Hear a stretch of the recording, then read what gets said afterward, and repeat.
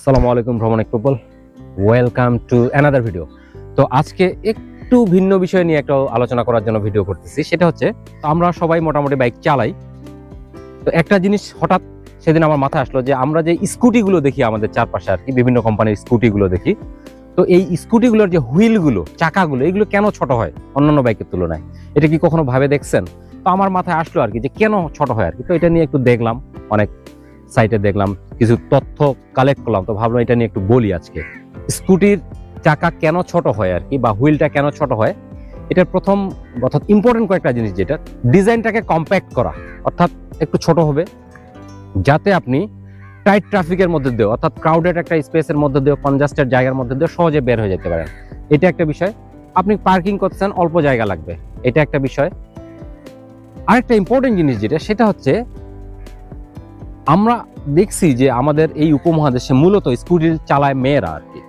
তো স্কুটির যে হুইলগুলো ছোট করার এটা আরেকটা কারণ, যে যে কোনো হাইটের যে রাইডার তারা যে কেউ চালাতে পারবে, কারণ সিট হাইটটা কমে আসে। তখন ওয়েট ডিস্ট্রিবিউশন, যখন হুইলগুলো ছোট হয় তখন ওয়েট ডিস্ট্রিবিউশনটা বেটার হয়।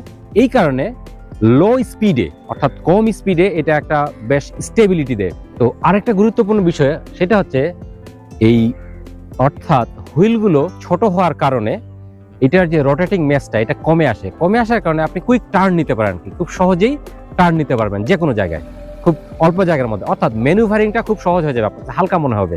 এই কারণে যে কোনো জায়গায়, অর্থাৎ টার্নিং রেডিয়াসটাও তখন কমে আসবে, আপনি অল্প জায়গার মধ্যে ঘুরাইতে পারবেন।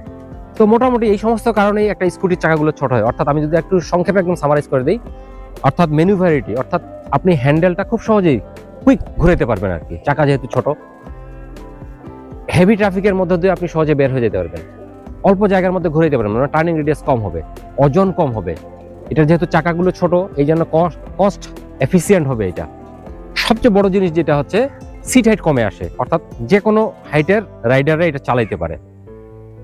এই সমস্ত কারণেই আসলে স্কুটির চাকাগুলো ছোট করা হয়। আমাদের দেশে দেখা গেছে 10, 12 বা 14 সাইজের চাকাগুলো ইউজ করা হয় আর কি। তো এই ছিল মূলত। তো আশা করছি ভালো একটা জিনিস জানাইতে পারছি আপনাদেরকে। তো থ্যাংকস ফর ওয়াচিং। আল্লাহ হাফেজ।